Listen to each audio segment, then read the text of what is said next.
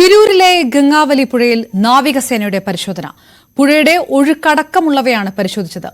തെരച്ചിൽ പുനരാരംഭിച്ചില്ലെങ്കിൽ നാളെ അർജുന്റെ കുടുംബം ഷിരൂരിലേക്ക് പോകും. KV ബൈജു വിവരങ്ങളുമായി ചേരുന്നു. ബൈജു, പ്രധാന വിഷയം അത് തന്നെ. ഗംഗാവലി പുഴയിൽ ഒഴുക്ക് കൂടുതലാണെന്നും അതുകൊണ്ട് തന്നെ തെരച്ചിൽ ഒരു പ്രതിസന്ധി ഉണ്ടെന്നും DK ശിവകുമാർ പറഞ്ഞിട്ട് മണിക്കൂറുകളാകുന്നേ ഉള്ളൂ. അപ്പോഴും കർണാടകം വ്യക്തമാക്കിയത് ഈ തെരച്ചിൽ അവസാനിപ്പിക്കില്ല എന്നുള്ളതാണ്. നാവികസേന നടത്തിയ പരിശോധനയിൽ അതേത് തരത്തിലാണ് നിഗമനങ്ങൾ വന്നിരിക്കുന്നത്?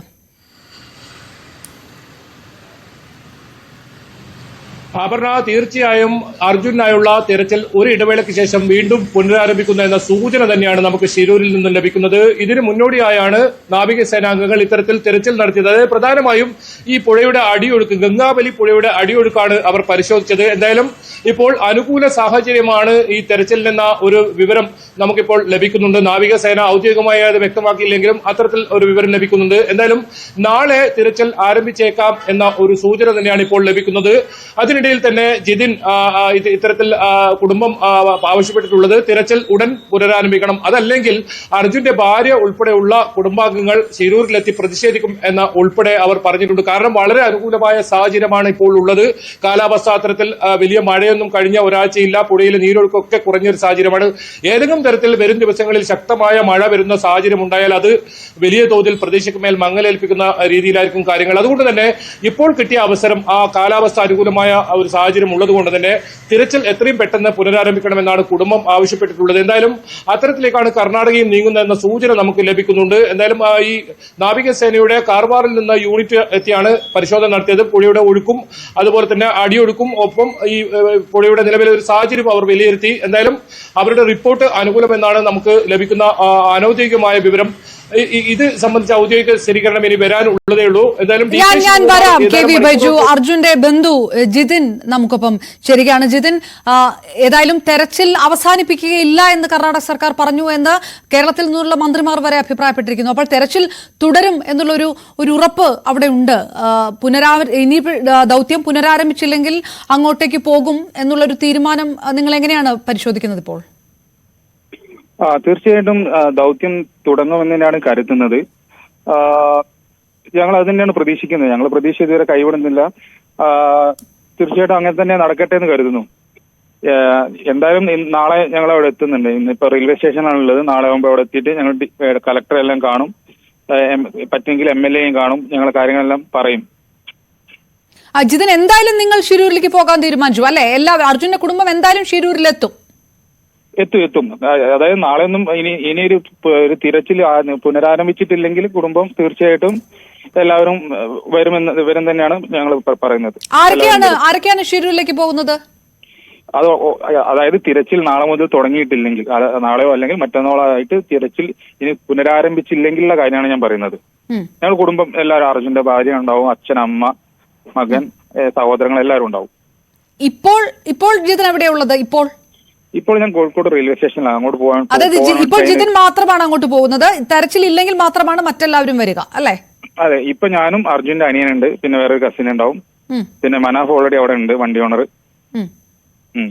ജിതിൻ, ഈ തെരച്ചിൽ പുനരാരംഭിച്ചില്ലെങ്കിൽ അർജുന്റെ ഭാര്യ അടക്കം പ്രതിഷേധിക്കും അല്ലെങ്കിൽ അങ്ങനെയുള്ള ചില വാർത്തകളൊക്കെ വന്നിരുന്നു. ആ ഒരു നീക്കത്തിലേക്ക് കൂടിയാണ്, അങ്ങനെ ഒരു പ്രതിഷേധം കൂടെ നിങ്ങളുടെ മനസ്സിലുണ്ടോ? അതെ, ഞങ്ങളെ പ്രതിഷേധം ഞങ്ങൾ കളക്ടറെ അറിയിക്കും. കളക്ടർ ആയാലും MLA ആയാലും ഞങ്ങൾ അവിടുത്തെ ഭരണകൂടത്തെ ഞങ്ങൾ അറിയിക്കും.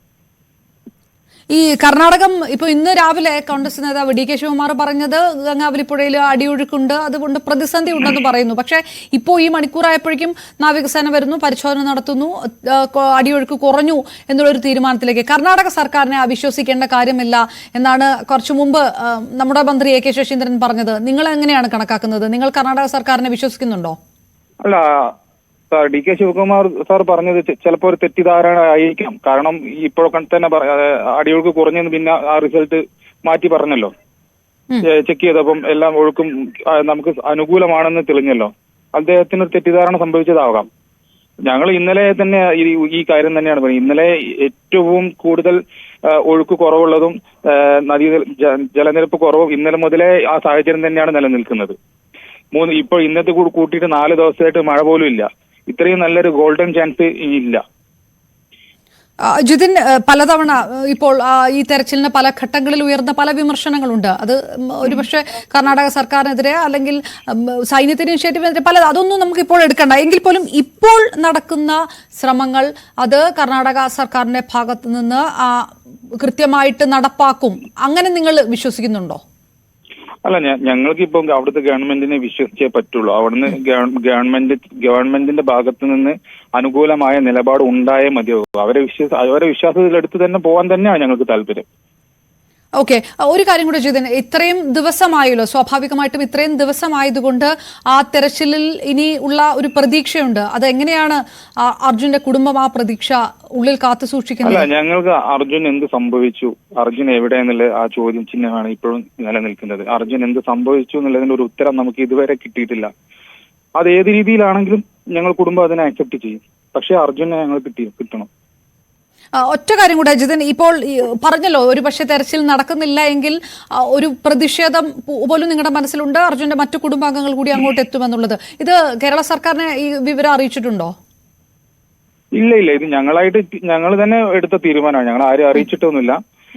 പ്രതിഷേധിക്കുന്ന വെച്ചാൽ അവിടെ പോയിട്ട് സമരം ഇരിക്കുക എന്നുള്ള രീതിയിലുള്ള പ്രതിഷേധമല്ല. ഞങ്ങളെ പ്രതിഷേധം ഈ തെരച്ചിൽ പുനരാരംഭിക്കാതെ പ്രതിഷേധം കളക്ടറെ അറിയിക്കുന്നു, മറ്റ് ഉദ്യോഗസ്ഥരെ അറിയിക്കുന്നു എന്ന രീതി മാത്രമാണ്. ഓക്കെ, അപ്പൊ ജിതിൻ അവിടെ എത്തിയ ശേഷം ഇനി നാളെ ഈ സമയമാകുമ്പോഴേക്കും അതിലൊരു തീരുമാനം ഉണ്ടാകും. മറ്റു കുടുംബാംഗങ്ങൾ അങ്ങോട്ട് വരുമോ ഇല്ലയോ എന്നുള്ള കാര്യത്തിൽ ഒരു തീരുമാനം ഉണ്ടാകും. മേ ബി ചാൻസ് ഉണ്ടാകും. കാരണം നാളത്തോടെ നമുക്കൊരു ഒരു പിക്ചർ കിട്ടുമല്ലോ. ഇനി ഒരു തിരച്ചിൽ ഇത്രയും അനുകൂലമായ ഒരു സാഹചര്യത്തിന് ഞാൻ പ്രതീക്ഷിക്കുന്ന തിരച്ചിൽ എന്തായാലും പുനരാരംഭിക്കും എന്ന് തന്നെയാണ് ഞാൻ പ്രതീക്ഷിക്കുന്നത്. കാരണം ഇത്രയും സാഹചര്യം അനുകൂലമാണല്ലോ.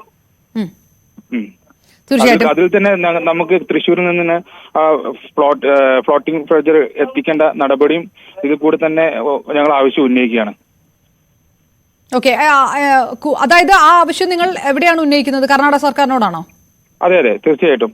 അതിൽ കേരള സർക്കാർ മുൻഗണന എടുത്തിട്ട് അത് അവിടെ എത്തിക്കാനുള്ള എല്ലാ സംവിധാനവും ഒരുക്കണമെന്നാണ് പറയുന്നത്. കാരണം ഇത്രയും ജലനിരപ്പ് കുറഞ്ഞ സാഹചര്യത്തിൽ അതിന്റെ ഉപയോഗവും കൂടുതലായിട്ട് വരാൻ ചാൻസ് ഉണ്ട്. അതിൽ ആധികാരികത ഉറപ്പുവരുത്തേണ്ടത് കർണാടക സർക്കാരാണ്. അല്ലെങ്കിൽ അവിടുത്തെ ജില്ലാ ഭരണകൂടമാണ് അത് ഉറപ്പുവരുത്തേണ്ടത്. കേരള സർക്കാർ ഇതിലൊരു ഇനിഷ്യേറ്റീവ് എടുക്കണമെന്ന് നിങ്ങൾ ആവശ്യപ്പെട്ടിട്ടുണ്ടോ? അത് ആവശ്യപ്പെടാൻ പോകുന്നേ ഉള്ളോ? അല്ല, ആവശ്യപ്പെട്ടിട്ടുണ്ട്. ഞങ്ങൾ ബന്ധപ്പെടുന്നുണ്ട്. മിനിസ്റ്റേഴ്സായിട്ടൊക്കെ ഞങ്ങൾ ബന്ധപ്പെട്ടിട്ടുണ്ട്. MLA ലിൻഡോ ജോസഫ് MLA ആയാലും മറ്റ് MLA-മാരായിട്ടായാലും ഞങ്ങൾ ബന്ധപ്പെടുന്നുണ്ട്. ഏതെങ്കിലും തരത്തിലുള്ള പ്രതികരണം ഉണ്ടായോ? പ്രതികരണം ഉണ്ടായി. അത് രാജൻ മിനിസ്റ്ററായിട്ട് ബന്ധപ്പെട്ടിട്ടുണ്ട്. അദ്ദേഹം കാർവാർ, അതായത് കലക്ടറുടെ ഒരു റിക്വസ്റ്റ് അവർ തന്നാൽ ഏത് നിമിഷവും അമീഷനെ എത്തിക്കാൻ റെഡിയാണെന്നുള്ള അറിയിപ്പ് തന്നെയാണ് കിട്ടിയത്. അതായത് കർണാടകത്തിൽ നിന്ന് നിർദ്ദേശം ഉണ്ടായാൽ ആ സഹകരണം കേരളത്തിന്റെ ഭാഗത്ത് ഉണ്ടാകുമെന്ന് ഉറപ്പ് കിട്ടിയിട്ടുണ്ട്. ഉറപ്പ് തന്നിട്ടുണ്ട്. തീർച്ചയായിട്ടും, വളരെയധികം നന്ദി. അർജുന്റെ ബന്ധു ജിതിനാണ് പ്രതികരിച്ചത്. ജിതിൻ അടക്കമുള്ളവർ ശിരൂരിലേക്ക് പുറപ്പെടുന്ന സമയത്തു കൂടിയാണ് ന്യൂസ് 8നോട് പ്രതികരിച്ചിരിക്കുന്നത്. തെരച്ചിൽ പുനരാരംഭിക്കും എന്നുള്ളൊരു പ്രതീക്ഷയാണ് ജിതിനുള്ളത്. അർജുന്റെ അനിയനടക്കം സംഘത്തിലുണ്ട്.